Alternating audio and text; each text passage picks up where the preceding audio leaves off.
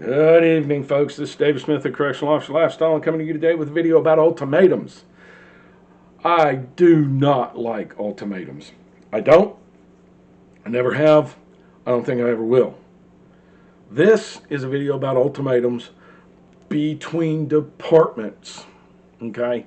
I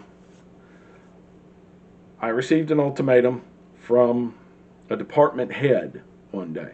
I don't know if you're familiar with my department, but department heads outrank me, at least in their specific department. Okay, I answer to a lot of people. I am the day shift captain. I answer to a lot of people. I answer to a warden. I answer to an assistant warden. I answer to another assistant warden, a colonel, two majors. Okay. On top of that, you've got the health services administrator, got the classification supervisor, food service director, senior chaplain, stores manager, business manager, HR. All these people in the great scheme of the prison outrank me. Okay? So I get a call from the HSA, Health Services Administrator. She's got a list in front of her of about 15 inmates that didn't show up for their call-outs. She calls me. She says, I need these 15 inmates. I need them now. I said, ma'am, I'm in the middle of a use force. She said, well, either you're going to get me my inmates or I'm going to go make the warden go get them. Okay. Go make the warden go get them. Have a nice day. I'm in the middle of a use force. I'll see you later. Click. Hung up. That was a wrong answer to that ultimatum. That was a bad answer to that ultimatum. I ended up toting it out for Charlie. That was epic for doing that. Once I explained to him I was actively on camera dealing with the use of force, the warden was a little bit more sympathetic with my position, but my delivery sucked and he was not happy. So, ultimatums between departments. Okay. That prompted an escalation protocol. The escalation protocol is when they don't get their inmates for call-outs, they go to the officer, the security officer at the front desk. That officer calls out to the dormitories. If they still don't get their inmates, they call me.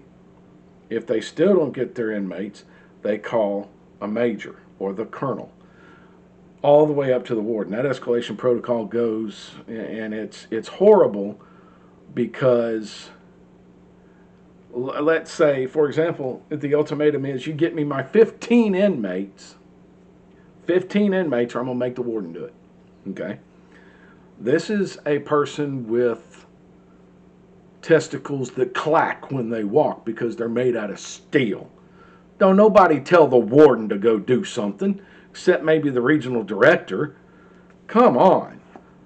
But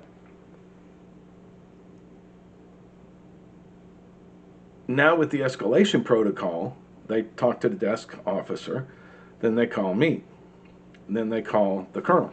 Okay? That can't happen in 5 minutes. You got to give me time to get the inmates up there.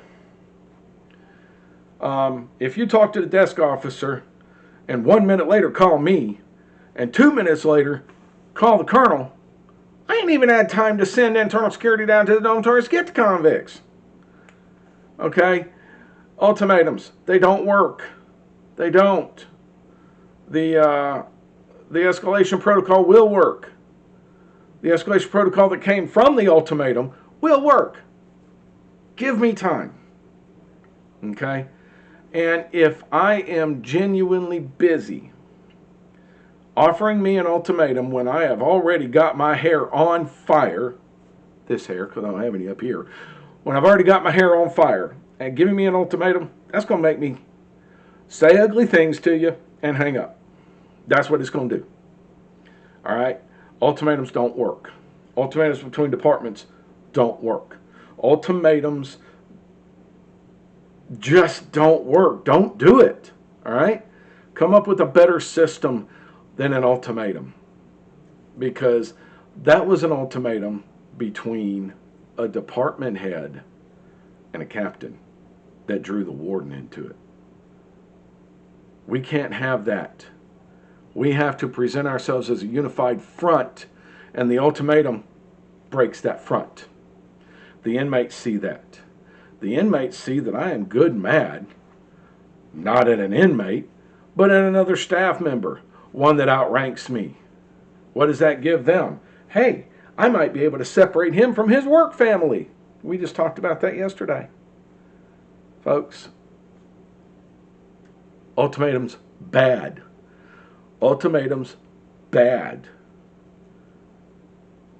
Escalation protocol, other protocol, working protocol, good. Protocol, good. Ultimatums, bad. Don't do it. Get you in trouble every time. All right, folks, that's all I got for this one. You want to see more, hit the like button. Hit the subscribe button. Hit the bell for notification when I post new videos. Hit me with some comments. Let me know what you're thinking, all right? As always, there's no place for domestic violence in the world. If you are the victim of a domestic violence situation, or you know the victim of a domestic violence situation, 1-800-799-SAFE. 1-800-799-7233. That is a domestic violence hotline. The people at the other end of that phone call have the tools, abilities, resources, and are willing to help the victims of domestic violence.